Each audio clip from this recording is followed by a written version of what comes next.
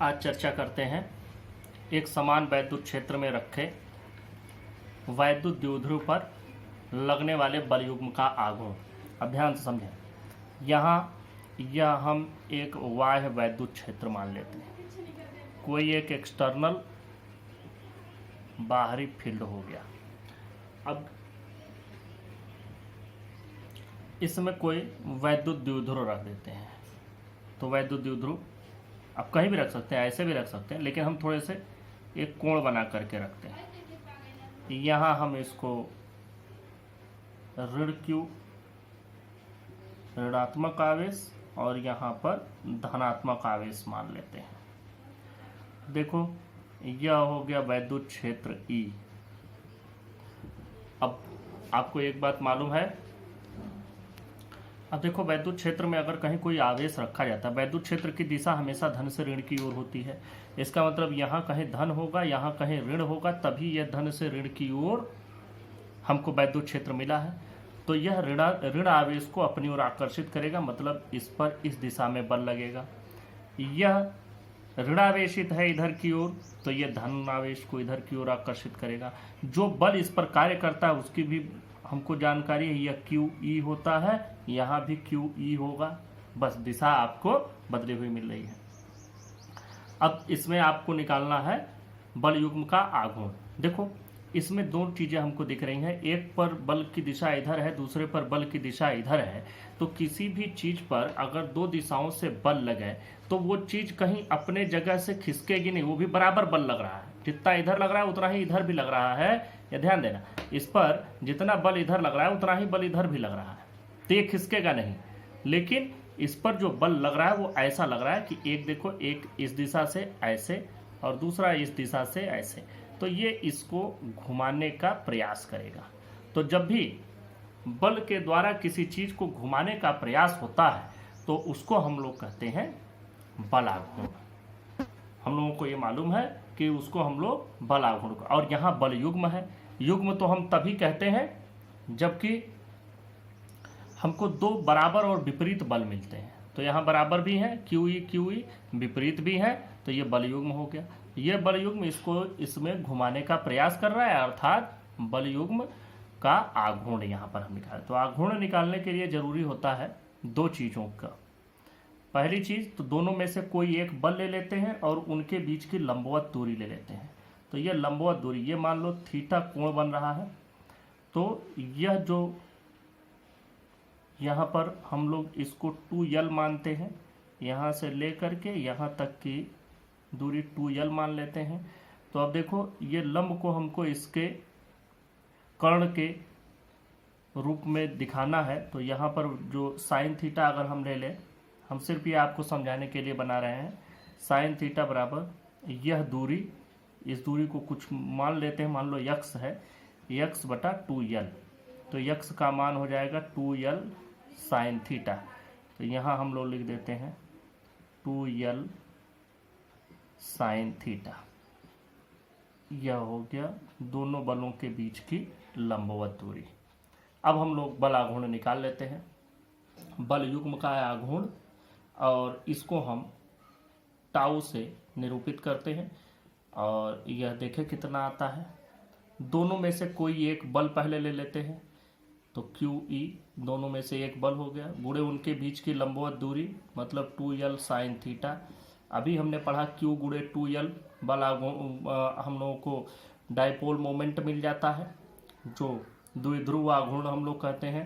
तो Q गुणे 2L अलग कर लो और गुणे E साइन थीटा अलग कर लें, तो यह बन जाएगा Q गुणे 2L P और E sine theta. PE sine theta अगर यह बन रहा है तो इसको हम लोग वेक्टर के रूप में यह भी लिख सकते हैं, P का E से क्रॉस प्रोडक्ट, P का E से क्रॉस गुणन। यह आप लोग जानते हैं, क्रॉस गुणन, डॉट गुणन आप लोगों ने पढ़ रखा है, सदिश गुणनफल और अदिश गुणनफल। तो यहाँ से अब जो इसकी दिशा होगी वह P और E दोनों जिस प्लेन में है उस प्लेन के लंबवत होगी। जिस तल में यह P और E दोनों होंगे उसके ठीक लंबवत दिशा में अब जैसे ई इधर है, पी इधर है, पी ऋण से धन की ओर होता है, तो इसके लंबवत दिशा में बल आघूर्ण होगा। अब देखो एक स्थिति देख लेते हैं कि अगर यह बिल्कुल ऐसे हो जाए, मतलब अगर इसकी स्थिति, मैं यहाँ एक दूसरा चित्र बना देता हूँ। अगर मान लो कि इसकी स्थिति इस प्रकार से हो जाए, यह ई हो गया और यहाँ ऋण और यहाँ धन हो जाए, यहाँ ऋण और यहाँ धन क्यू, तो देखो इसमें जो यह कोण बन रहा था, यह कोण तो हो गया जीरो, तो जीरो कोण हो गया। तो उस दिशा में जब थीटा बराबर 0 डिग्री, तो टार्क बराबर पी ई साइन 0 और इसका मान हमको मिलेगा 0। तो इसका मतलब कि अगर वैद्युत क्षेत्र के समानांतर दिशा में हम लोग आघूर्ण को रखें, अगर वैद्युत क्षेत्र के समानांतर दिशा में अगर हम द्विध्रुव को रखते हैं तो उस पर लगने वाला आघूर्ण 0 हो जाता है। दूसरी बात और देखें कि अगर हम जब थीटा बराबर 180 अंश, तब भी उस समय भी पी ई साइन 180, उस समय भी यह 0 हो जाए। तो दोनों स्थितियों में उस पर कोई बल आघूर्ण कार्य नहीं करेगा। तो लेकिन इसमें एक बात है, जब थीटा का मान 0 है तो हम इसको अस्थाई संतुलन कहते हैं, और थीटा का मान 180 होता है तो हम इसको अस्थाई संतुलन कहते हैं। जरा इसको समझें कि अस्थाई और अस्थाई संतुलन कैसा होता है, यहाँ हम आपको दिखाने की कोशिश करते हैं। हाँ, ये वाला चित्र देखो, यहाँ हमने बना रखा है 0 डिग्री पर, यहाँ P और E के बीच का जो कोण है वह 0 डिग्री है, 0 है। तो अगर हम इसको इस जगह से थोड़ा सा खिसका दें, मान लो ये है और इसको हमने थोड़ा सा घुमा दिया ऐसे, तो इस पर बल इधर लगेगा, इस पर बल इधर लगेगा, मतलब ये फिर इसी जगह पर इसको खींच के ले आएगा। ये अस्थाई संतुलन कहा जाएगा। यहाँ पर P और E के बीच का जो कोण है वो कितना है, 0। अब हम दूसरी बात करते हैं कि जब P और E के बीच में कोण 180 अंश हो, तो मतलब यहाँ पर ऋण Q हो जाएगा, ऋणात्मक आवेश इधर होगा, धनात्मक इधर होगा, तभी इनके बीच में 180 अंश का कोण बनेगा। 180 अंश का कोण भी समझ लो, यह E है और P का मान, P की जो दिशा होती है वो हमेशा ऋण आवेश से धन आवेश की होती है, P अर्थात द्विध्रुव आघूर्ण। तो देखें यहाँ से यह इस दिशा में हो जाएगा P, और इसका मान E इधर की ओर है, तो इनके बीच का जो कोण हो गया वह 180 अंश हो गया। इस दशा में भी हमको आघूर्ण 0 मिलता है। अब 0 मिलता है, लेकिन अगर हम इसको थोड़ा सा अपनी जगह से हटा दें, इसको ऐसे कर दें, तो ये देखो धन Q है और यहाँ धन होगा, यहाँ ऋण होगा, तब ये E बना हुआ है। तो ये धन इसको इस दिशा में ले जाएगा और ऋण वाले पर बल इधर लगेगा, मतलब यह घूम जाएगा।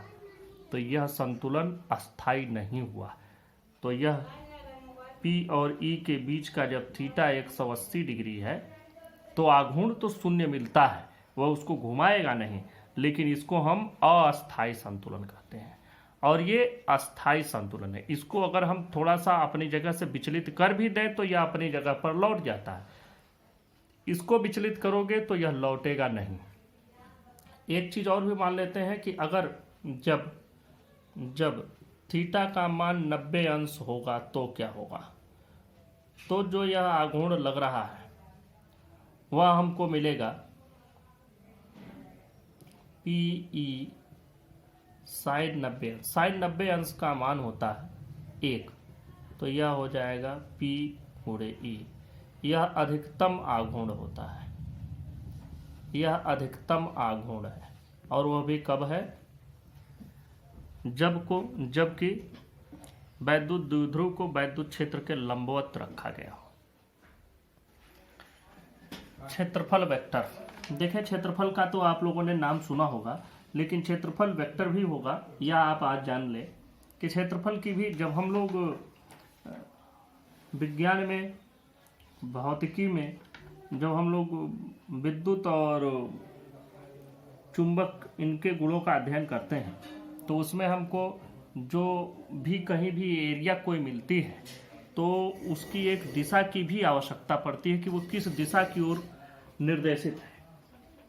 तो इसलिए हम लोग सभी क्षेत्रफल की एक दिशा भी ले लेते हैं, और वो क्षेत्रफल की दिशा क्या होती है, वह उसी के लंबवत मानी जाती है। जैसे मान लो कि यह हमारे पास कोई वर्गाकार जगह है, तो वर्गाकार जगह है तो कुछ न कुछ इसका क्षेत्रफल भी होगा, क्षेत्रफल होगा, लेकिन उस क्षेत्रफल की दिशा क्या होगी, इस पर ठीक लंबवत दिशा में होगी। ऐसे ठीक इस पर लंबवत दिशा में इसका एरिया का वेक्टर होगा, क्षेत्रफल वेक्टर होगा।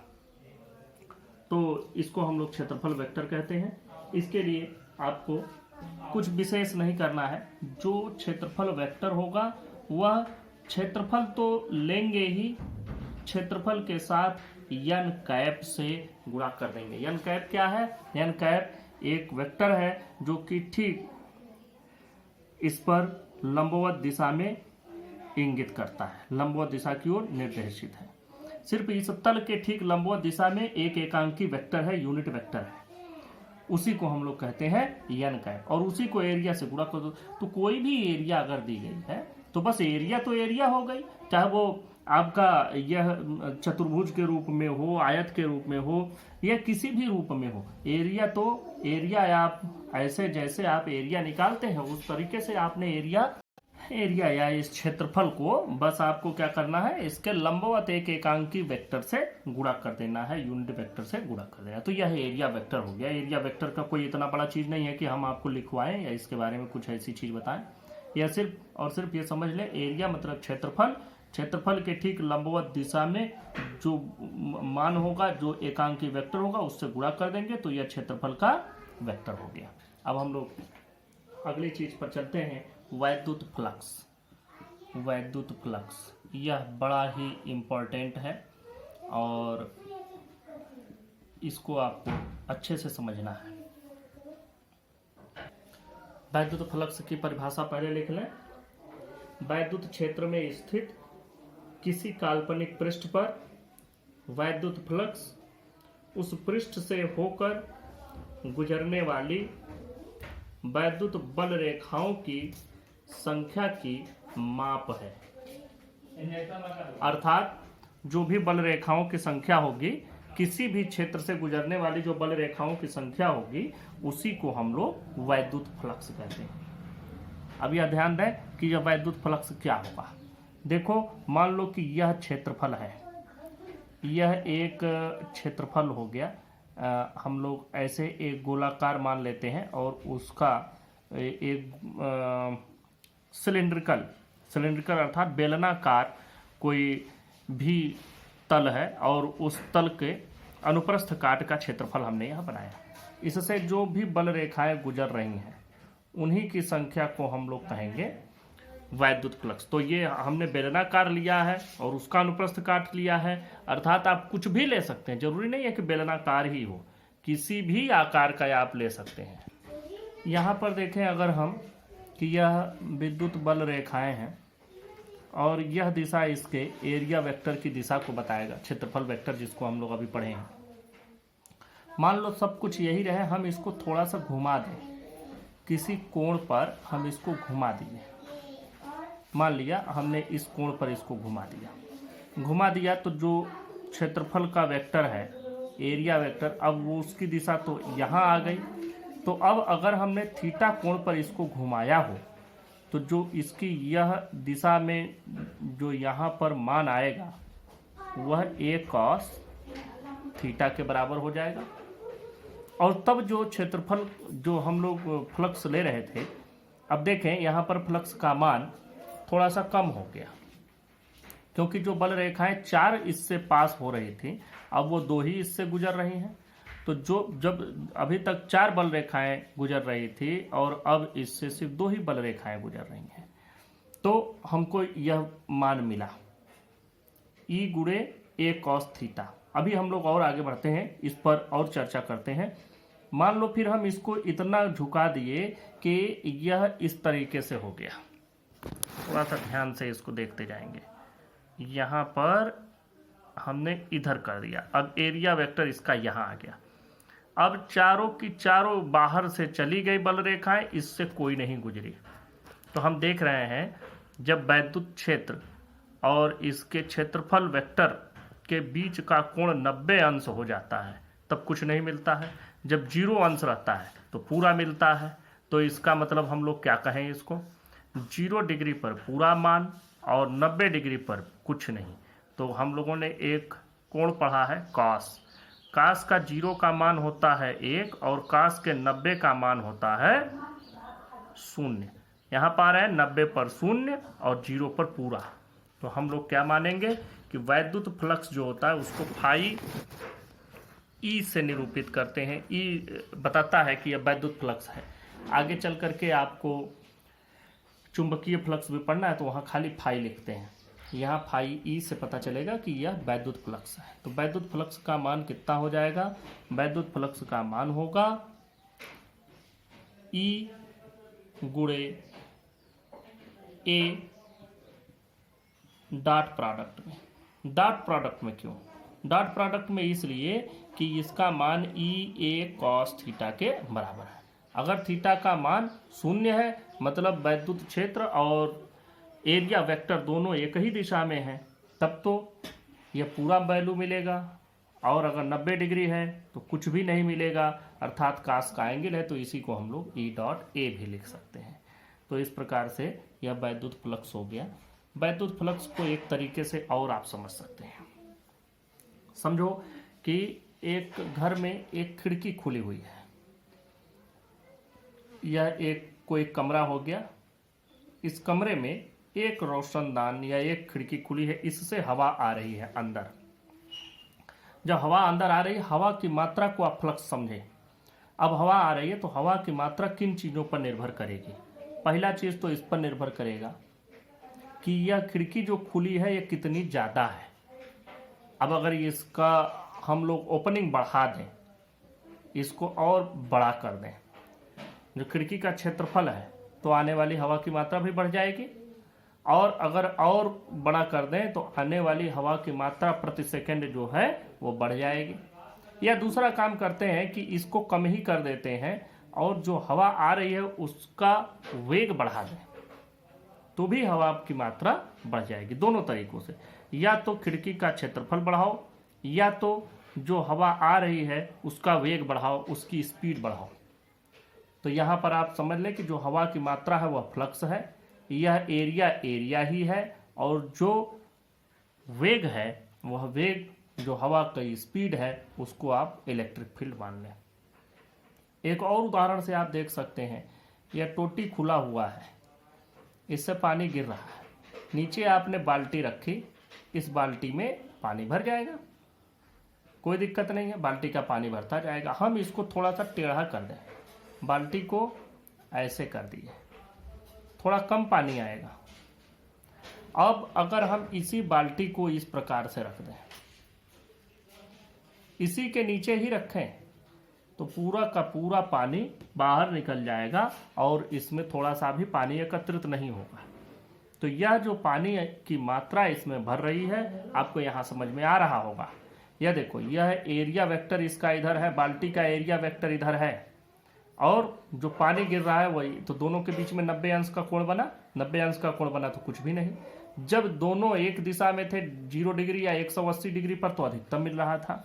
अब अगर पानी की रफ्तार बढ़ा दोगे तो भी इसमें ज़्यादा पानी भरेगा। और दूसरी बात कि जो एरिया, जैसे इसी के नीचे हम सुराही रख दें, तो अब सुराही का जो मुंह होता है बड़ा छोटा होता है, तो पानी की मात्रा पूरी इसमें प्रवेश नहीं कर पाएगी। तो इस प्रकार से इसका जो मुंह का आकार है वह भी बड़ा होना चाहिए, और साथ में इसके बीच में जो कोण है वह 0 अंश या 180 अंश हो तब अधिकतम आएगा। इसी को हम लोग फ्लक्स कहते हैं। जो पानी की मात्रा भर रही है उसको फ्लक्स समझ लो, जो इसका मुंह का खुलापन है उसको आप एरिया वेक्टर समझ लो, और यह इनके बीच का कोण हो गया। तो इस प्रकार यह वैद्युत फ्लक्स हो गया। वैद्युत फ्लक्स के बारे में सिर्फ इतना ही जानना है। अब हमें इसमें गॉस प्रमेय पढ़ना है। गॉस का प्रमेय, गॉस थ्योरम बड़ा इम्पोर्टेंट है, बड़ा पूछा जाता है परीक्षाओं में और आपके जानकारी के लिए, कंपटीशन के लिए भी बहुत महत्वपूर्ण है। गॉस का प्रमेय पहले लिख लें।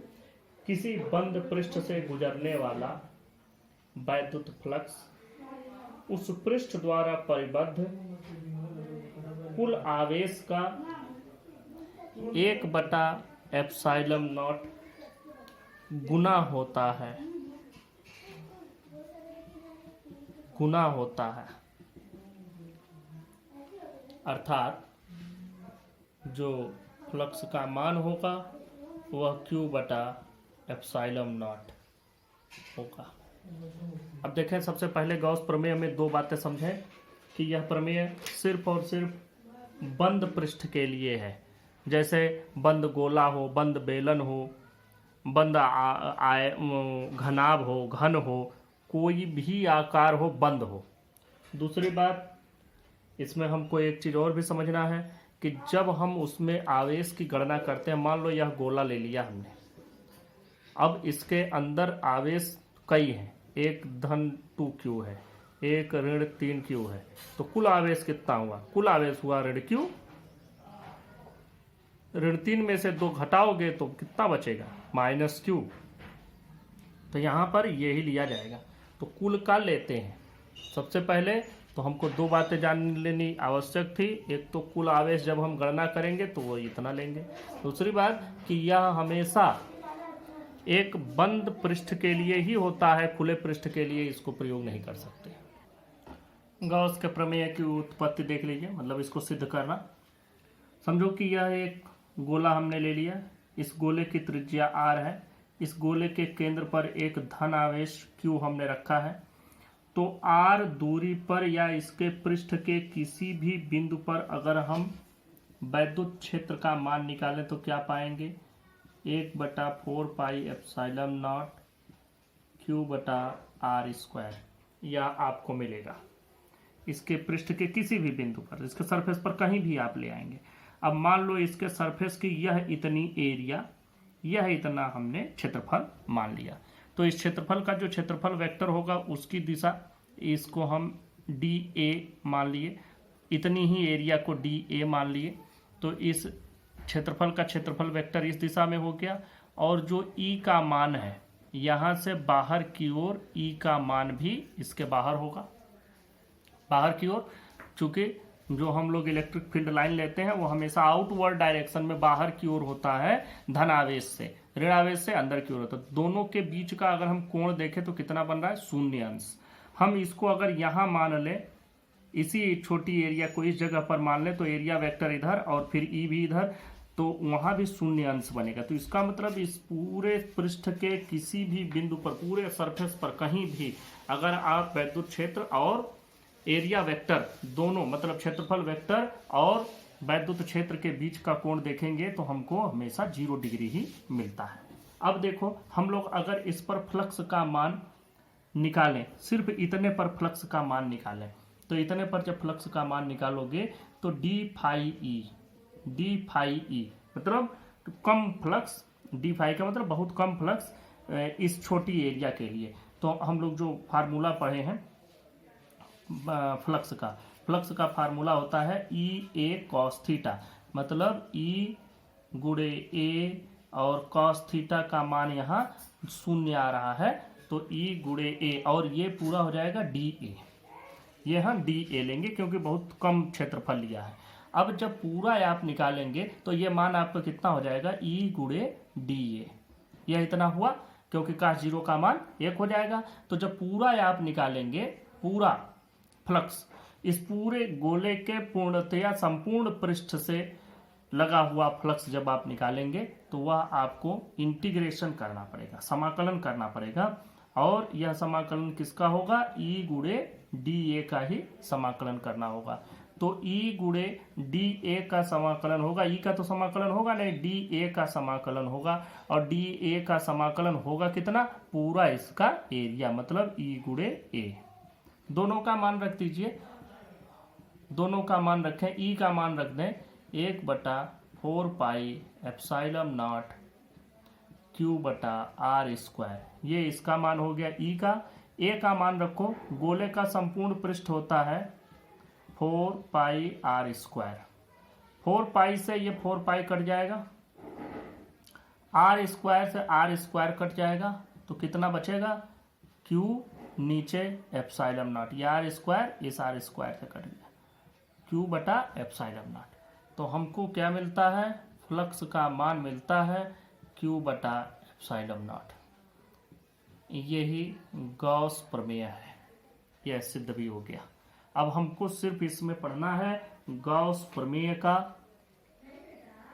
अनुप्रयोग। अनुप्रयोग पर चलते हैं। गॉस प्रमेय का अनुप्रयोग, एप्लीकेशंस, इसका प्रयोग हम लोग क्या कर सकते हैं गॉस प्रमेय का। गॉस प्रमेय को कहाँ कहाँ हम लोग प्रयोग में ले सकते हैं, तो उसका पहला प्रयोग हम लोग लेते हैं अनंत लंबाई के आवेशित तार के निकट वैद्युत क्षेत्र। अब अनंत लंबाई मतलब बहुत लंबा तार हो गया।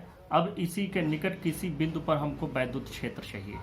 तो अब मान लो इससे r दूरी पर हमको वैद्युत क्षेत्र चाहिए और गॉस प्रमेय से हमको यह दूरी यह निकालना है। कैसे मिलेगा, देखो सबसे पहले तो गॉस प्रमेय को प्रयोग करने के पहले हम लोग गॉसीय पृष्ठ बनाते हैं।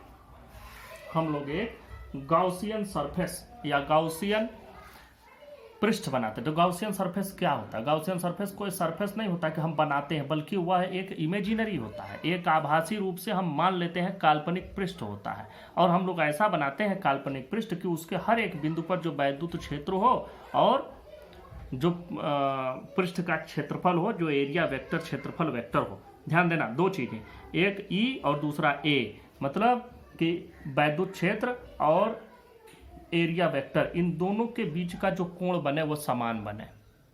बस ये समझो, ई का मान हर जगह समान हो और हर जगह ई और ए के बीच में एक समान कोण बने। यही गॉसियन सरफेस की विशेषता होती है, गॉसियन पृष्ठ की विशेषता होती है। फिर से समझो, गॉसियन पृष्ठ क्या है। गॉसियन पृष्ठ के बारे में हम कुछ नहीं लिखवा रहे हैं, न लिखने की जरूरत है। गॉसियन पृष्ठ आपको बनाना है हर हमेशा। गॉसियन पृष्ठ क्या बनाओगे, एक ऐसा पृष्ठ हमको काल्पनिक रूप से कल्पना कर लेनी है जिसके हर एक बिंदु पर ई का मान समान हो। दूसरी बात कि ई और ए मतलब वैद्युत क्षेत्र और क्षेत्रफल वेक्टर के बीच में जो कोण बने वह भी एक समान हो। जैसे मैं एक इसमें एग्जांपल भी तुमको बता देता हूं। मान लो कि एक हमने आवेश रखा यहाँ Q। अब इस आवेश के कारण हमने यहाँ एक आवेश रख दिया है Q। अब इस आवेश के कारण पृष्ठ बनाना है। कैसे बनाओगे पृष्ठ, गॉसियन पृष्ठ। यहाँ पर r दूरी पर तुमको कोई इलेक्ट्रिक फील्ड मिला, r दूरी पर यहाँ भी वही इलेक्ट्रिक फील्ड पाओगे, r दूरी पर यहाँ। तो कैसा होगा, एकदम ऐसा जैसे एक फुटबॉल हो और उस फुटबॉल के बीच में हम इस चार्ज को रखे हैं, तो क्या बनेगा, बनेगा गोलाकार, गोला बनेगा। ये न समझ लेना कि यह इस तरह से सर्किल बनेगा। सर्किल मतलब एक पहिए जैसा नहीं बनेगा, बल्कि एक गोलाकार बनेगा जिसके केंद्र में वह आवेश रखा हो। तो यहाँ पर हम लोग कैसा, अब वो गोला तुम छोटा भी मान सकते हो, बड़ा भी मान सकते हो, बहुत बड़ा गोला ले सकते हो, बहुत छोटा गोला भी मान सकते हो। तुम्हारी आवश्यकता के ऊपर निर्भर है कि तुम उसको कितना बड़ा बनाते हो। तो यह ध्यान रखना कि हम लोग हमेशा गॉसियन पृष्ठ, गॉसियन सरफेस बनाएंगे। अब इस तार में हम कैसे गॉसियन सरफेस बनाएं, कैसे बनेगा, अगर इसको गोले में रख देंगे मान लो, तो गोले का यह वाला हिस्सा तो गोले से थोड़ा सा नजदीक हो गया, ये वाला हिस्सा गोले से दूर हो गया। तो गोला न बना करके हम बेलन बना लेते हैं, बेलनाकार ले लेते हैं। और मान लो r दूरी पर चाहिए तो r ही इसकी त्रिज्या लेकर के r त्रिज्या का एक बेलनाकार हम लोग तल मान लेते हैं और इसी को गॉसियन पृष्ठ मान लेंगे। तो ध्यान देना, त्रिज्या हमने ले ली है r। अब इसके हर एक बिंदु पर हमको जो वैद्युत क्षेत्र मिलेगा वह एक जैसा नहीं मिलेगा, बल्कि अलग अलग मिलेगा। देखो कैसे, यहाँ पर लोगे तो ई का मान तुमको इधर मिलेगा, कुछ होगा यहाँ पर, और जो इस पर जो पृष्ठ का क्षेत्रफल, ये समझो इस प्रकार का बेलनाकार है, ऐसे ही बेलनाकार होता है। तो इस पर जो भी एरिया का वेक्टर होगा, क्षेत्रफल का वेक्टर होगा, इसके ठीक परपेंडिकुलर दिशा में होगा, ठीक लंबवत दिशा में होगा, और इससे जो विद्युत क्षेत्र बनेगा वो भी इसी दिशा में होगा। तो यह हो गया एरिया का वेक्टर और यह हो गया ई। दोनों समानांतर है मतलब उनके बीच का कोण 0 अंश है। लेकिन यहाँ पर देखो इस जगह पर ये वाला हिस्सा आएगा, ये वाला हिस्सा ऐसे रखा होगा, तो इसका जो क्षेत्रफल वेक्टर आएगा वह इस दिशा में जाएगा। तो इसका क्षेत्रफल वेक्टर ए इस दिशा में चला गया, लेकिन ई वैद्युत क्षेत्र तो इसी दिशा में रह गया। तो यहाँ पर इसके बीच का कोण बना 90 डिग्री। इस पृष्ठ पर आओ, इस पृष्ठ में भी तुमको मिलेगा कि ए की दिशा इधर है लेकिन ई की दिशा अभी भी इधर ही है, चाहे इधर के लिए लोगे तो इधर। तो यहाँ पर भी 90 अंश बना। तो हम इसको पूरा सिमेट्री तो नहीं बना पाए, लेकिन 3 भागों में सिमेट्री बना दिए। एक तो जो इसका बेलनाकार पृष्ठ है उस पर हमको ई और ए के बीच में कोण 0 मिला। जो समतल पृष्ठ है दोनों तरफ बेलन के दोनों ओर, वह हमको ई और ए के बीच में 90 अंश का कोण देता है। तो इस प्रकार से हम इसको 3 भाग में बांट लिए। तीनों भागों का हम नाम दे देते हैं। इसको नाम दे दिया 1, इसको नाम दे दिया 2, इसको नाम दे दिया 3। अब देखो इसमें हम लिख देते हैं, माना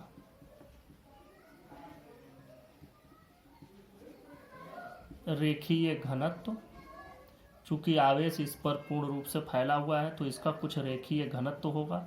वह क्या होगा, इस पर कुल जितना आवेश है बटा जो इसकी कुल लंबाई है। यहाँ पर हमने इसकी लंबाई ले लिया है, मान लो यल लंबाई का लेकर के चल रहे हैं, तो Q बटा यल, यह हो गया इसका रेखीय घनत्व। अब हम लोग बात करते हैं फाई ई की। तो देखो यहाँ पर 3 पृष्ठ हैं, तो हमको पहले फाई ई निकालना है। फाई ई के लिए हम लोग कैसे प्रयोग करेंगे, सबसे पहले 2 चीज़ें हैं इसमें हमारे पास। जब हम गाउस का प्रमेय प्रयोग करते हैं, मैं यहाँ किनारे तुमको बता देता हूँ। जब हम गाउस का प्रमेय प्रयोग करते हैं तो ध्यान देना, गाउस के प्रमेय में हम लोग लिखते हैं फाई ई बराबर ई गुणे ए या ई ए कॉस थीटा, ये चीज़ हम लोग लिखते हैं। अब ध्यान देना, तो हमको पहले ये निकाल लेना है, ये अर्थात ये निकाल लेना है, और इसका मान होता है Q बटा एप्सिलॉन नॉट। 2 चीज़ें, तो पहले तो हम लोग ई ए कॉस थीटा अर्थात फाई ई निकाल लें, फिर कुल चार्ज निकाल लें और Q बटा एप्सिलॉन नॉट के बराबर दोनों को कर देंगे, हमको पूरा मान मिल जाएगा। फिर से ध्यान से समझना, पहले फाई ई का मान निकालें, उसके बाद उसको Q बटा एप्सिलॉन नॉट के बराबर करें। तो अभी हम चलते हैं फाई ई का मान निकालने। चले देखते हैं फाई ई का मान। फाई ई हो जाएगा, फाई ई, ध्यान देना 3 पृष्ठ हैं, तो हमारे पास फाई ई को हम लोग इंटीग्रेट करेंगे ई डॉट डी ए, ये चीज़ हमको करना पड़ेगा, वो भी पृष्ठ का हमको इंटीग्रेशन करना पड़ेगा। यस लिखते हैं या ए लिख दो, चूंकि यहाँ ए लिखा है। सरफेस एरिया को कई बार यस से निरूपित करते हैं, कई बार ए से ही निरूपित कर देते हैं। तो अब हमने ए से निरूपित किया, तो यहाँ ए का मतलब हो गया इसका समाकलन पृष्ठीय समाकलन आपको करना है, ए लिखा हुआ है। तो अब देखो यहाँ पर इसके मान को बदल डालो, यहाँ पर बदलते हैं और देखते हैं यह पृष्ठ का ही क्षेत्रफल ई गुणे डी ए 1 के लिए प्लस ई गुणे डी ए 2 के लिए प्लस ई गुणे डी ए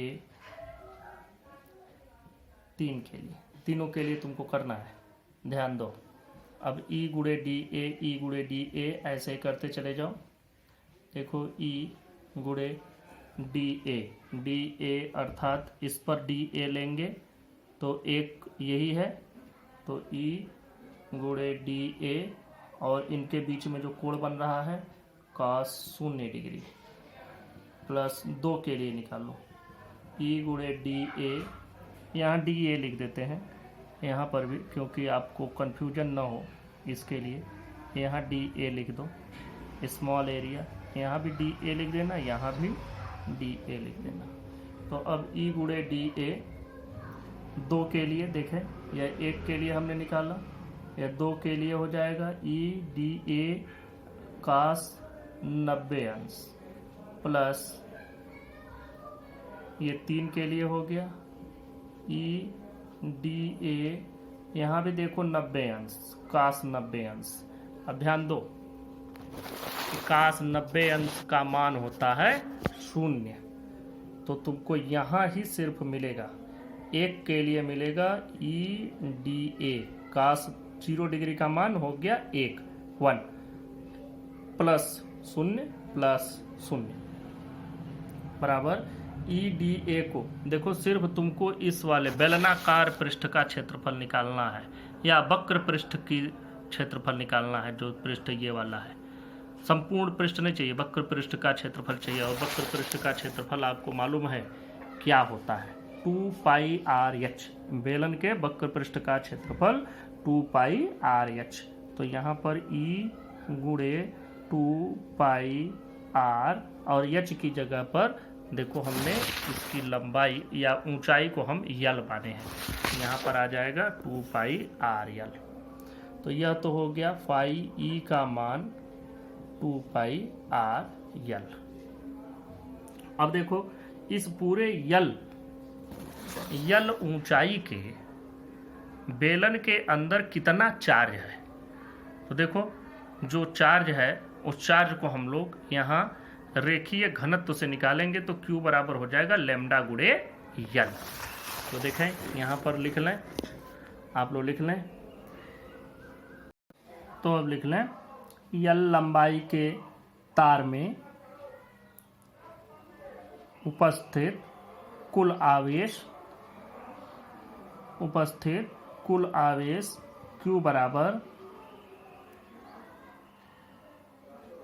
Q बराबर रेखीय आवेश घनत्व लैम्डा गुणे तार की लंबाई यल। अब गॉस प्रमेय लगाते हैं, यहाँ पर ये हमको मान मिल गया है गॉस प्रमेय द्वारा। यहाँ पर लिखें गॉस प्रमेय से हमको मालूम है पाई ई का मान जो होता है वह Q बटा एप्सिलॉन नॉट के बराबर होता है। फाई ई अर्थात 2πRl गुणे ई बराबर Q का मान हो गया लैम्डा गुणे यल बटा एप्सिलॉन नॉट। यल देखो यहाँ से यल कट जाएगा, तो ई का मान होगा 1 बटा 2π एप्सिलॉन नॉट। ये 2π एप्सिलॉन नॉट एक साथ ले लिया और ये लैम्डा बटा r एक जगह ले लिया। आप अगर 1 बटा 4π एप्सिलॉन नॉट के रूप में बनाना चाहते हैं तो यहाँ 4π करके यहाँ 2 से गुणा कर देना, वो भी सही है। वैसे मेरे हिसाब से ये भी सही है।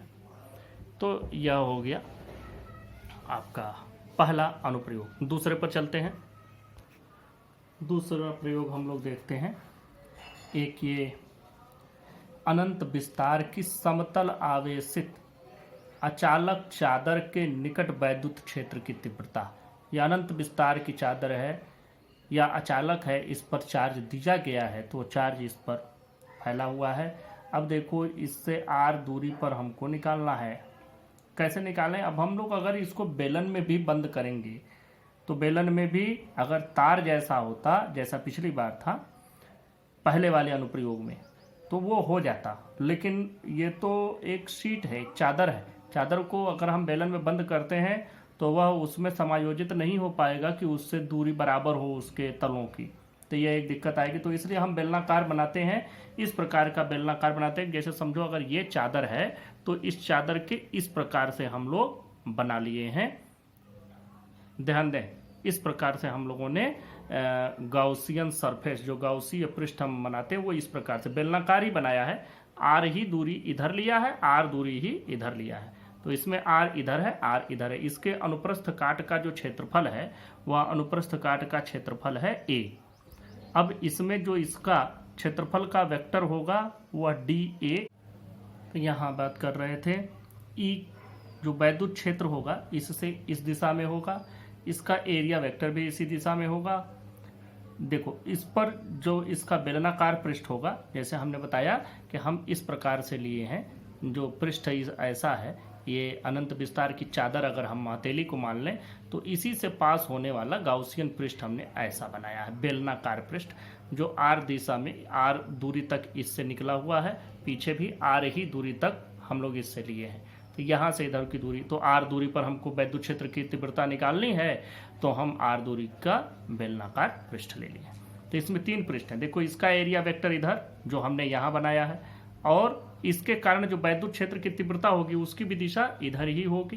तो ध्यान देना, वैद्युत क्षेत्र की दिशा भी इधर ही, क्योंकि ये धनावेशित है तो वैद्युत क्षेत्र इधर होगा, इसके इधर भी इधर होगा। तो अब इसके बीच में कोण बनेगा 0 अंश, लेकिन इस पर जो एरिया वेक्टर होगा वो ऊपर की दिशा में ऐसे होगा, इस पर लंबवत। तो यहाँ पर ये इधर बना, लेकिन वैद्युत क्षेत्र की तीव्रता तो अभी भी इधर ही है, वैद्युत क्षेत्र की दिशा। तो यहाँ पर ई और ए के बीच में जो एंगल बनेगा 90 डिग्री इस कर्व्ड सरफेस के लिए जो वक्र पृष्ठ है। फिर इस जगह पर चले जाओगे तो एरिया वेक्टर इधर इसके नोक की दिशा में होगा, और जो वैद्युत क्षेत्र होगा वो भी इधर ही होगा, तो 0 डिग्री यहाँ भी बनेगा। तो हम लोग पहले तो मान लें कि ये जो हमने पृष्ठ लिया है, जो हम चादर लिए हैं, इस चादर पर हम लोग पृष्ठ आवेश घनत्व, सरफेस चार्ज डेंसिटी यहाँ पर निकाले होंगे। तो अब लाइन, जब हम एक तार लिए थे तो हम लोग एक रैखीय घनत्व निकाले थे, लेकिन अभी हमने यहाँ पर एक पृष्ठ लिया है जिसमें क्षेत्रफल है, तो क्षेत्रफल में हम लोग क्षेत्रीय घनत्व निकालते होंगे। तो हम इसको निकालते हैं पृष्ठ आवेश घनत्व।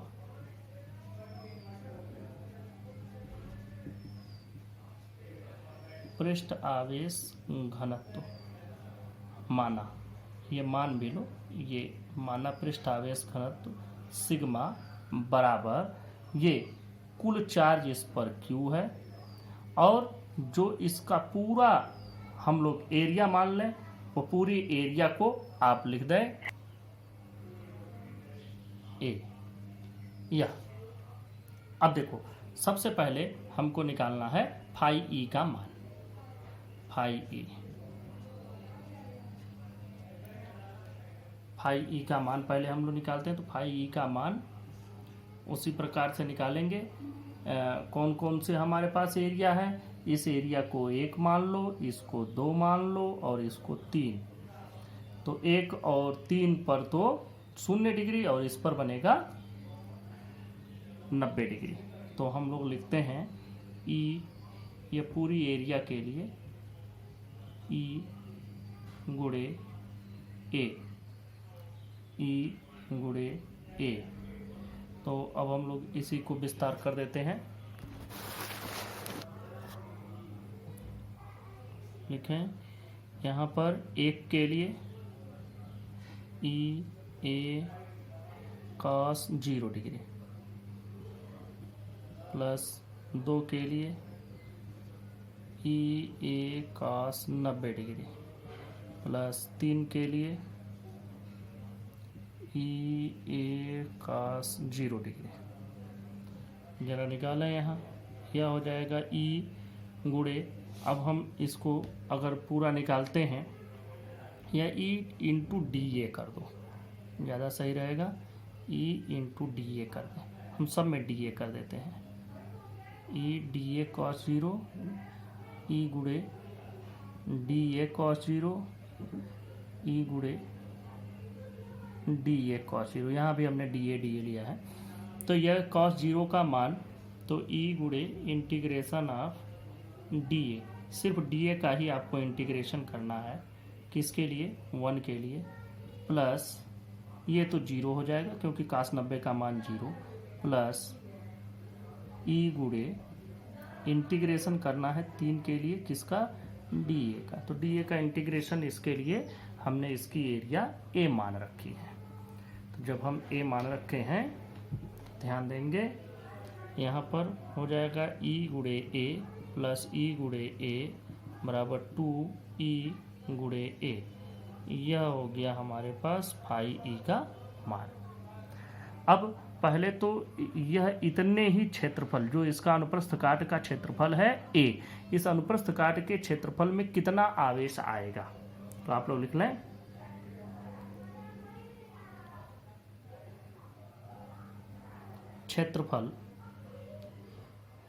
क्षेत्रफल ए से संलग्न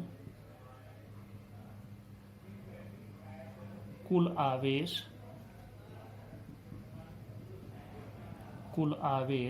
Q बराबर, अब यह जो इसका घनत्व है गुणे A, यहां से देखें ये ऊपर हमने लिखा है Q सिग्मा बराबर Q बटा A, तो Q का मान हो जाएगा सिग्मा गुणे A। तो यह हो गया। अब जब हम यहाँ तक पहुँच गए तो अब गॉस प्रमेय से, अब तो आपको गॉस प्रमेय लगा देना है। गॉस प्रमेय से देखो, गॉस प्रमेय से फाई ई का मान होता है Q बटा एप्सिलॉन नॉट, तो फाई ई का मान हो गया 2EA, ये फाई ई हो गया, और Q का मान हो गया सिग्मा A बटा एप्सिलॉन नॉट। तो E का मान यहाँ से हमको क्या मिलेगा, देखें E का मान हो गया सिग्मा, A से A कट जाएगा, सिग्मा बटा 2 एप्सिलॉन नॉट, यह मान आपको मिला। यह हो गया इसका दूसरा अनुप्रयोग। अब हम लोग चलते हैं एक आवेशित चालक की ओर। अगला एक और अनुप्रयोग देखते हैं इसी से संबंधित। एक समान रूप से आवेशित गोलीय कोश के कारण वैद्युत क्षेत्र की तीव्रता। पहले आपके दिमाग में मैं बैठा दूं गोलीय कोश कैसा होगा। गोलीय कोश ऐसा होगा कि वह ठोस नहीं होगा बल्कि फुटबॉल की तरह से होगा, जिसके अंदर भी हवा बाहर भी हवा। तो उस तरह का एक सरफेस खाली बना होगा, गोल सा सरफेस होगा। तो यह समझो कि यह गोलीय कोश हो गया।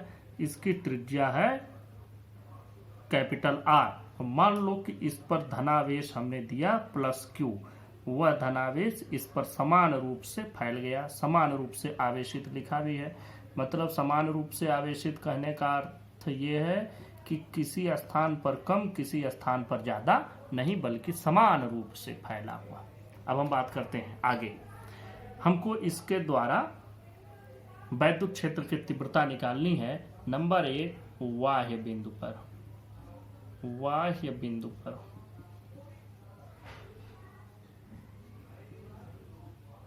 बाह्य बिंदु कहाँ होगा? बाह्य बिंदु मान लो कि हम यहाँ ले लेते हैं, इसके केंद्र से R दूरी पर हम बाह्य बिंदु ले लेते हैं। केंद्र से R दूरी पर, R दूरी यहाँ से पूरा, यहाँ से पूरी यह दूरी R है।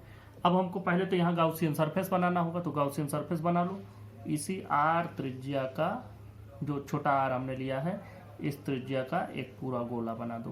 मुझसे बड़ा अच्छा नहीं बना है, आप लोग इसको अच्छे से बना लीजिए। तो अब हमको क्या करना है, इस गोले के लिए, ये जो बड़ा वाला गोला मिला, इसके लिए हम लोग गॉस थ्योरम से ही निकालेंगे। तो पहले कोई एक जगह ले लो, मान लो जैसे यह हमने DA ले लिया, तो यह हो गया क्षेत्रफल वेक्टर, और इस दिशा में इस गोले के कारण, इस आवेश के कारण इधर वैद्युत क्षेत्र की जो दिशा होगी वो भी E इसी दिशा में होगी। तो किसी भी जगह पर जाओगे तो वैद्युत क्षेत्र की दिशा और इसके बीच में बनने वाला कोण 0 ही होगा। तो अब हम लोग बात कर लेते हैं यहाँ से कि कैसे निकालते हैं। तो बाह्य बिंदु पर अगर हम बिंदु P पर हम कैलकुलेट कर रहे हैं, तो बिंदु P पर पहले हम लोग निकाल लें फाई ई का मान निकाल लो। फाई ई का मान हो जाएगा वही E डॉट DA या EDA cos 0 डिग्री, डायरेक्ट लिखते हैं क्योंकि हर जगह EDA cos 0 ही मिलेगा। तो ये हमको मिल जाएगा E और इंटीग्रेशन ऑफ DA। अब यह देखो फाई ई का मान E मुड़े DA अर्थात जब इसको आप इंटीग्रेट करेंगे, जब समाकलित करेंगे, तो इस पूरे गोले का क्षेत्रफल मिलेगा, मतलब 4πr²। ये वाला गोला बड़ा वाला, इसका पूरा क्षेत्रफल हो गया। अब देखो गॉस प्रमेय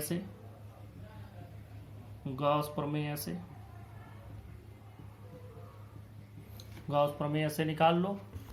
E डॉट DA बराबर Q बटा एप्सिलॉन नॉट। तो E डॉट DA का मान फाई E बराबर क्यू बटा एप्सिलॉन नॉट। ये होता है पाई ई का मान रख दो, ई गुणे 4 पाई आर स्क्वायर। क्यू का मान क्या होगा, देखो यह आर क्षेत्र आर का ये पूरा इस पर आवेश है क्यू, तो पूरे आवेश को क्यू लिख दो, पूरे आवेश को हम क्यू ही लिख देते हैं बटा एप्सिलॉन नॉट। अब देखो ई का मान क्या हो जाएगा, ई का मान होगा 1/4 पाई एप्सिलॉन नॉट। ये 4 पाई को इसके साथ लिख दिया, क्यू बटा आर स्क्वायर अलग लिख दिया। यह बना है आपका। देखें इस क्यू को हम थोड़ा सा और परिवर्तित भी कर सकते हैं, R E is equal to 1/4 pi epsilon not.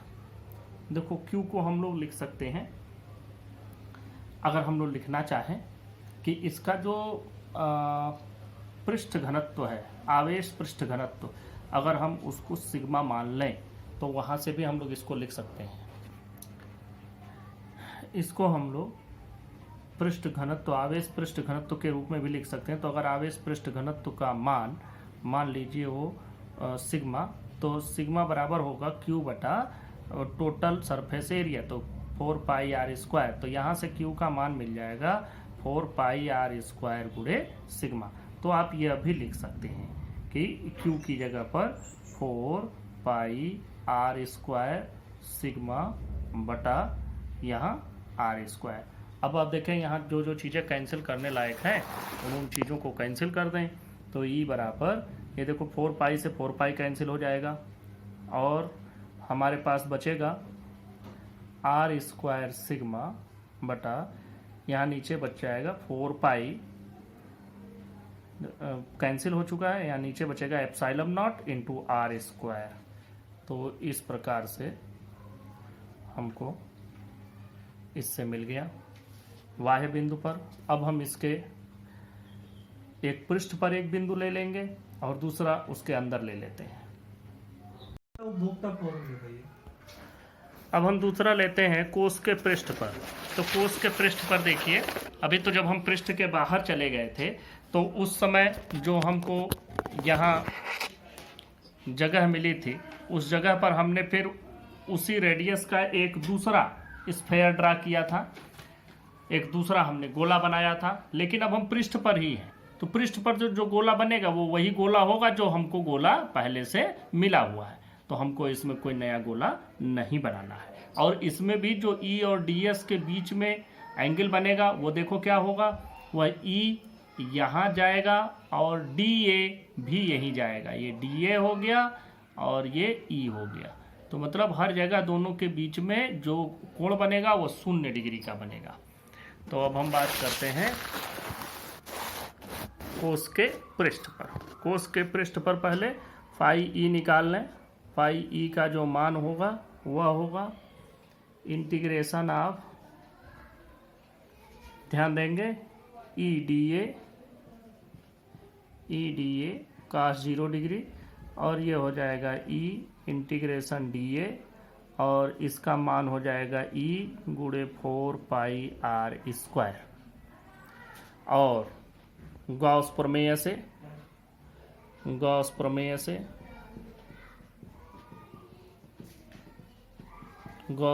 से जब हम लोग इसको ई गुणे 4 पाई आर स्क्वायर इसको बराबर करेंगे, यह बराबर हो जाएगा कुल चार्ज बटा, अब दूरी देखो इसकी आर स्क्वायर। ये ऊपर वाले में हम आपको दिखा दें, यह दूरी जब हम लोग लिखे थे तो बटा आर स्क्वायर लिखे थे। अरे यहाँ पर तो हमें क्यू बटा एप्सिलॉन नॉट लिखना है, देखो गलती हो रही थी, क्यू बटा एप्सिलॉन नॉट गॉस प्रमेय से। तो यहाँ पे हमने क्यू बटा एप्सिलॉन नॉट लिखा। क्यू का मान, अब आप यहाँ से ई का मान निकाल लें जैसे वहाँ निकाले थे। ई का मान आपको मिल जाएगा 1/4 पाई एप्सिलॉन नॉट क्यू बटा आर स्क्वायर। देखो अब ऊपर वाला और इससे मिला लो। यहाँ पर हमको क्यू बटा आर स्क्वायर स्मॉल आर लिखे थे, यहाँ पर वही चीज़ कैपिटल आर हो गई। अब देखो जैसे यहाँ पर हमने लिखा था इस मान को, क्यू का मान, तो यहाँ भी वही आएगा क्योंकि गोला तो वही है जो अंदर वाला। तो अब हम लोग यहाँ पर मान रख देते हैं ई का आर, ई को हम लोग ये भी लिख सकते हैं, ई बराबर 1/4 पाई एप्सिलॉन नॉट। क्यू का मान आप लोग देख लें 4πr² सिग्मा बटा यहाँ से r² हो जाएगा। देखो यहाँ से r² से r² कट जाएगा, 4π से 4π कट जाएगा, तो e का मान हमारे पास बचेगा यहाँ, e का मान e बराबर सिग्मा बटा एप्सिलॉन नॉट। और यह उसी प्रकार का है जैसे कि एक पृष्ठ के तरफ होता है। तो यहाँ से हमको यह फार्मूला मिल गया। और एक तीसरा बिंदु हम ले लेते हैं पृष्ठ के आंतरिक भाग पर। हम यहाँ आंतरिक बिंदु पर इसकी चर्चा करें तो आंतरिक बिंदु पर देखो हम लोग पहले पहुँच जाते हैं अपना जहाँ हमारा फिगर बना हुआ है। फिगर के पास ये रहा फिगर। अब इस फिगर में अंदर अगर कोई बिंदु मान लो हम यहाँ लेते हैं, तो यहाँ पर फिर इसी को रेडियस मान करके एक गोला बना लेंगे। मान लो कि यह जो हमने रेडियस लिया, यह रेडियस है R1। तो अब देखो यहाँ पर जब हम बात करेंगे तो यहाँ पर अगर EDS की बात करेंगे तो जो मान आएगा वह देखें आंतरिक बिंदु पर पहले हम फाई ई निकाल लेते हैं। फाई ई बराबर EDA cos 0, वही आएगा cos 0 ही, तो E इंटू इंटीग्रेशन DA और ये हो जाएगा E गुणे 4πr² 4πr1 क्योंकि R1 रेडियस हमने माना है। अब देखो गॉस प्रमेय से, गॉस प्रमेय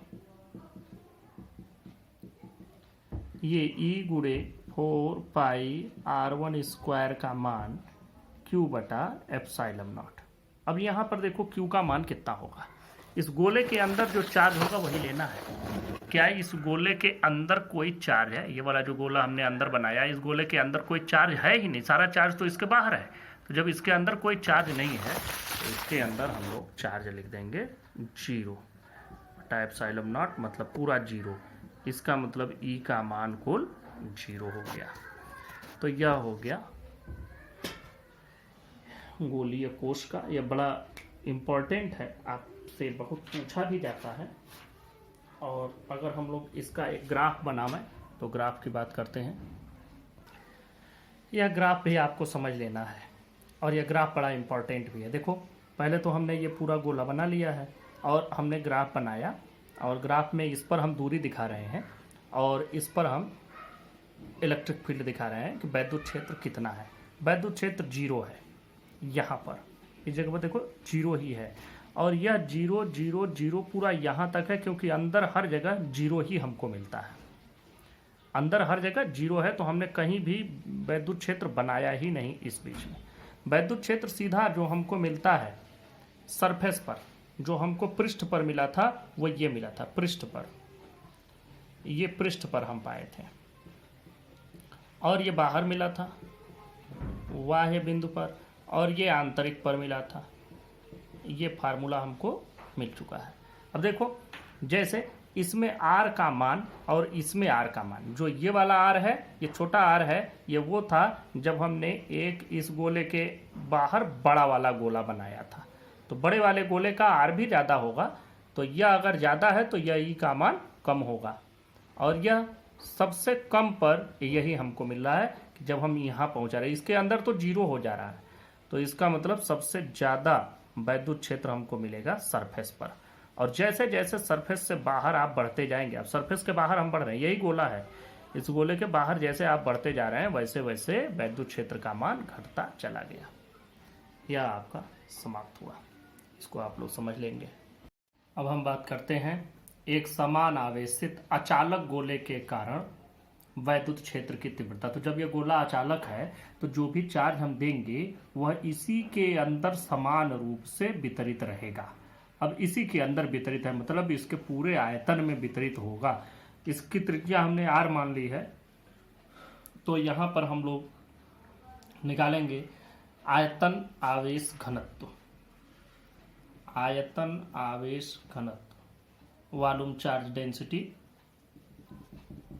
आयतन आवेश घनत्व, और इसका मान होगा रो बराबर कुल आवेश मान लो Q दिया है बटा इसका आयतन 4/3 पाई आर क्यू। तो ये इसका, और अगर हमको कुल आवेश चाहिए तो आवेश हमको मिल जाएगा। हम इसी को, इसके द्वारा अगर कुल आवेश हमको चाहिए तो आवेश को हम लोग इसी को गुणा कर देंगे इसके आयतन से। अब मान लो अगर इसके कुछ हिस्से का चाहिए तो वो आर हमारा घट जाएगा। ये तो पूरे आर के लिए हो गया। अब हम बात करते हैं कि एक बाह्य बिंदु है, बाह्य बिंदु पर, पहला है बाह्य बिंदु पर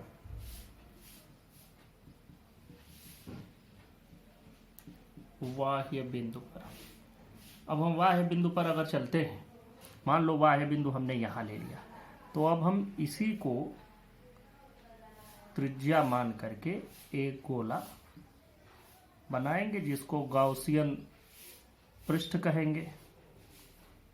तो यह गॉसियन पृष्ठ बन गया यहां से, और इस गॉसियन पृष्ठ का यह त्रिज्या हो गया। यह त्रिज्या हमने r मान लिया, पूरी त्रिज्या r हो गई। हमको r दूरी पर चाहिए था, बिंदु P यहां ले लेते हैं। तो अब यहां पर जो हमको मिलेगा, पहले हम फ्लक्स की गणना कर लें। फ्लक्स की गणना करेंगे, विद्युत फ्लक्स। तो ये हमको वही मिलता है, फार्मूला आप लोगों को याद होगा, EDA कॉस थीटा। तो यहाँ कॉस जीरो होगा। कॉस जीरो क्यों होगा जरा देखो, ये हो गया वेक्टर, एरिया वेक्टर मतलब क्षेत्रफल वेक्टर, और इसी दिशा में चूंकि धन आवेश इसमें भरा हुआ है पूरे में, तो वो भी बराबर इसी में व्यवस्थित है। तो अब इसके द्वारा जो विद्युत क्षेत्र होगा उसकी भी दिशा यही होगी। तो दोनों समानांतर हो गए, दोनों के बीच में एंगल क्या बनेगा, 0 डिग्री। तो ये EDA cos 0 हो जाएगा। अगर हम इसको करें तो ये इंटीग्रेशन DA और DA पूरा हो जाएगा E गुणे 4 पाई r²। ये पूरा इस बड़े वाले गोले का जो भी क्षेत्रफल होगा। अब हमको गॉस थ्योरम इस पर प्रयोग करना है। गॉस थ्योरम से, गॉस प्रमेय से यह E गुणे 4 पाई r², इसका मान हो जाएगा इसमें कुल आवेश बटा एप्सिलॉन नॉट। तो यहाँ से E का मान हम पा जाएंगे 1/4 पाई एप्सिलॉन नॉट Q बटा r²। यह हमको मिलेगा। यह उसी प्रकार से आया जैसे गोलीय कोश के लिए पाए थे। और यहाँ भी हमको ऐसा लग रहा है कि जैसे ये पूरा का पूरा चार्ज इसी के केंद्र पर केंद्रित हो, एक ही जगह पर पूरा का पूरा चार्ज रखा गया हो, इस प्रकार से ये आ रहा है। इसमें हम इसी को थोड़ा सा और मॉडिफाई करते हैं। E बराबर 1/4 पाई एप्सिलॉन नॉट, Q की जगह हम लोग ऐसे रख सकते हैं, ये वाला फार्मूला देख लें। तो Q की जगह यह फार्मूला रख देते हैं, मतलब आयतन आवेश घनत्व गुणे कुल आयतन और बटा ये RQ। देखो 4 पाई से 4 पाई कट जाएगा, बाकी जो बच रहा है उसको लिख देते हैं बराबर। जो ऊपर बच रहा है देखो 4 तो कट गया, पाई कट गया, ऊपर बचा रो r³ बटा, यहाँ 4 पाई कट गया है, एप्सिलॉन नॉट बचा, ऊपर से ये 3 आया, 3 एप्सिलॉन नॉट और 3 एप्सिलॉन नॉट, और नीचे बच गया r³। तो यहाँ से हमको ये वैल्यू नहीं, यहाँ r² है, ये r³ गलती से लिखा गया है, ये r² ही है, बस हम यहाँ पर r³ आएगा, ये r²। तो E का कुल मान हो गया, E का मान रो r³ बटा 3 एप्सिलॉन नॉट r², ये हो गया। अगर हम यहाँ से ये देखें, ये क्या प्रदर्शित करता है, देखो आर तो कांस्टेंट है, ये तो घटे बढ़ेगा नहीं।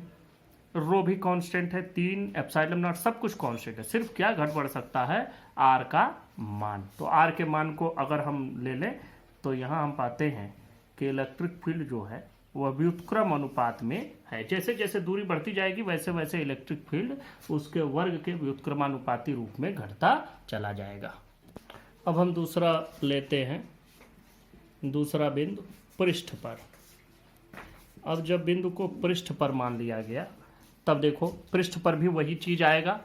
पृष्ठ पर भी हमको जो मान मिल रहा था, देखें यही हमारा चित्र है।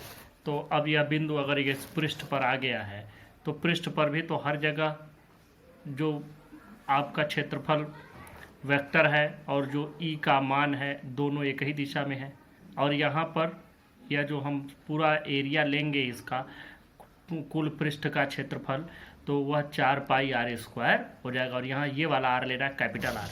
तो बस आप चाहें तो ऊपर वाले से भी बना सकते हैं, इससे भी, लेकिन अच्छा होगा कि हम लोग एक बार फिर से पूरा लेकर के चलें। तो हम अगर फाई ई का मान निकालेंगे तो यह हो जाएगा ई डी ए कॉस 0 और ई गुणे डी ए, और ई गुणे डी ए का मतलब 4 पाई आर स्क्वायर। अब ये कैपिटल आर लिखा, इसके पहले वाले में जरा देखो ध्यान से, यहाँ पर हमने स्मॉल आर लिखा था, यहाँ हमको कैपिटल आर मिल गया। अब बाकी चीज़ें तो वही हैं, बाकी चीज़ें वही हैं, ध्यान से देख लें। गॉस प्रमेय से, गॉस प्रमेय से जब आप निकालेंगे तो ई गुणे 4 पाई आर स्क्वायर, इसका मान आपको मिलेगा, देखें Q बटा एप्सिलॉन नॉट। अभी यहाँ Q का मान नहीं बदला, वही है। और अगर यहाँ से आप निकालेंगे तो E का मान आपको मिल जाएगा 1/4 पाई एप्सिलॉन नॉट Q बटा आर स्क्वायर। अब देखो यहाँ इस फार्मूले में और इसके पहले जो हमने ये फार्मूला बनाया था, दोनों में सब कुछ समान है, सिर्फ ये छोटा आर, यहाँ ये बड़ा आर, इसका मान ज़्यादा है, इसका मान कम है। इसका मतलब बाहर की ओर जो हमको वैद्युत क्षेत्र मिलेगा वह कम होगा और बिल्कुल पृष्ठ पर वैद्युत क्षेत्र सबसे ज़्यादा मिलेगा। अब हम लोग आंतरिक बिंदु पर ले लेते हैं, तीसरा हम लोग ले लेते हैं आंतरिक बिंदु पर। हम आंतरिक बिंदु पर जब भी गणना करेंगे तो अब जरा ध्यान से देखो, मैं यहीं एक चित्र भी बना देता हूँ, दूसरे उस चित्र पर नहीं जाते हैं, बार बार दिक्कत हो रही है। तो हम लोग यहाँ एक और चित्र बना लेते हैं।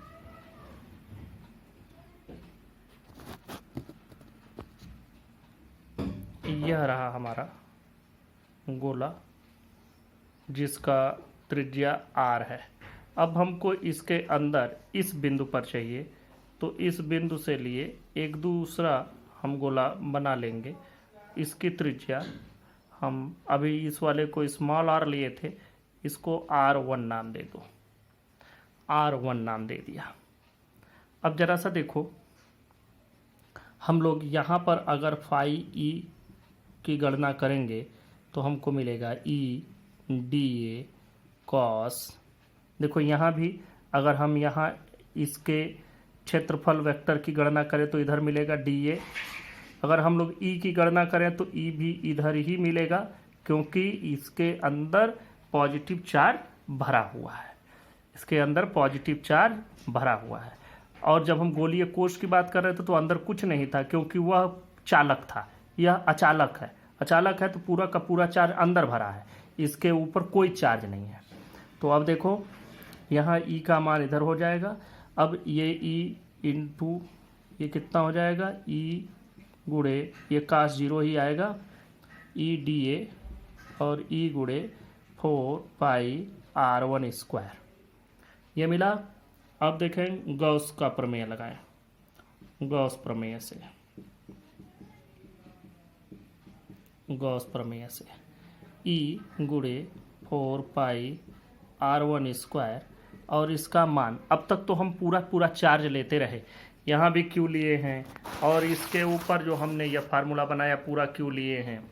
लेकिन यहाँ तो अब गोला यह छोटा हो गया, वहाँ तो पूरा पूरा गोला लेते थे, ये पूरा गोला लिया जाता था, इसके बाहर थे तब भी ये पूरा गोला लेते थे, इस पृष्ठ पर थे तब भी पूरा गोला लेते थे, लेकिन अब तो हम इसके अंदर आ गए, तो इसके अंदर इस गोले के बाहर जो आवेश रह गया उससे तो हमको कोई मतलब नहीं, पूरा पूरा हमको आवेश लेना है इस गोले के अंदर। तो इस गोले के अंदर मान लो आवेश है Q1, जैसे हमने R1 मान लिया तो यहाँ Q1 मान लिया, और जो एप्सिलॉन नॉट एक गॉस प्रमेय से हमको मिल गया, तो यहाँ से हमको क्या मिलता है, E का मान 1/4 pi epsilon not Q1/R1 square, यह आपको फार्मूला मिला। अब यहाँ Q1 भी कम है, R1 भी कम है, लेकिन अब Q1 R1 के तो टर्म में हमको पढ़ना नहीं है, हमको अब पढ़ना है पृष्ठ घनत्व के आयतन आवेश घनत्व के पदों में हमको पढ़ना है।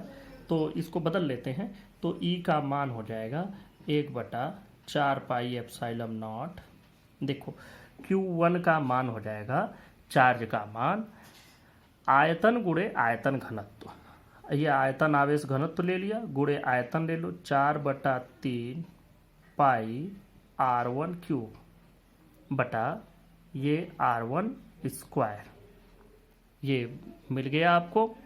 अब यहाँ से आप इसकी गणना कर लें, देखिए 4 पाई से 4 पाई कैंसिल हो जाएगा, R1 क्यूब से ये एक R1 स्क्वायर भी कट जाए, R1 स्क्वायर से ये इसका भी कट जाएगा, तो बचेगा आपके पास, देखो यहाँ से आपके पास बचता है E बराबर, देखिए ऊपर बच जाएगा रो, और 4 पाई कट गया, R1 क्यूब का एक R1 बच गया, R1 बटा नीचे बच गया 3, और बच गया यहाँ एप्सिलॉन नॉट, तो यह पूरा रो R1 बटा एप्सिलॉन नॉट यह हमको मिला। इस फार्मूले में एक चीज़ और देखो, R1 का मान घटता जाएगा तो वैसे वैसे हमको E का मान भी कम मिलता जाएगा, क्योंकि ये दोनों अनुक्रमानुपाती हैं, यह घटेगा तो यह भी घटेगा, यह बढ़ेगा तो यह भी बढ़ेगा। इसके पहले हमको व्युत्क्रम अनुपात में मिला है, लेकिन यहाँ अनुक्रम अनुपात में मिल रहा है, इसके साथ ही घट बढ़ रहा है। और अगर हम बिल्कुल केंद्र पर चले जाएं तो केंद्र पर इसका मान 0 हो जाएगा और हमको वैद्युत क्षेत्र भी 0 मिलेगा। तो अब एक ग्राफ बना लेते हैं। अब यहाँ हम लोग बनाते हैं, हाँ अब हम लोग यहाँ पर बना लेते हैं इसके ग्राफ को। देखें यह हो गया, यहाँ पर E का मान बिल्कुल 0 है, केंद्र पर 0, हमने बताया जैसे जैसे केंद्र से आप बढ़ते जाएंगे E का मान देख लो, ये तीनों मान भी मैं लिख दे रहा हूँ। आंतरिक बिंदु पर होता है इतना, बाह्य बिंदु पर होता है पूरा अगर मान लिखेंगे तो 1/4 pi epsilon not Q/R square, और फिर सरफेस पर पृष्ठ पर अगर निकालें तो 1/4 pi epsilon not Q/R square, ये हमको मिल जाता है। इन दोनों में Q बराबर ही है। तो अब देखो यह केंद्र पर हम आंतरिक हो गया, ये आंतरिक की बात हो गई, ये बाह्य की बात हो गई, और ये पृष्ठ पर बात हो गई। अब जरा सा देखो, हम इन तीनों में बात करते हैं, यहाँ हमको 0 मिलेगा, और जैसे जैसे R बढ़ता जाएगा वैसे वैसे E का मान बढ़ता चला जाएगा। कहाँ तक? जब तक यह पृष्ठ पर न पहुँच जाए इस जगह तक, यहाँ तक इसका मान बढ़ रहा है, यहाँ तक इसका मान बढ़ा, और इस मान के बढ़ने के बाद जैसे हम यहाँ पहुँचे वहाँ एक अधिकतम मान मिल गया, और उसके बाद जैसे जैसे ये बढ़ता जाएगा वैसे वैसे इसका मान घटता चला जाएगा। तो ये 0 कभी नहीं होगा, बल्कि ये 0 की ओर धीरे धीरे अग्रसर होगा, ये ऐसे बढ़ता चला जाएगा। ये आपका पूरा समाप्त हुआ।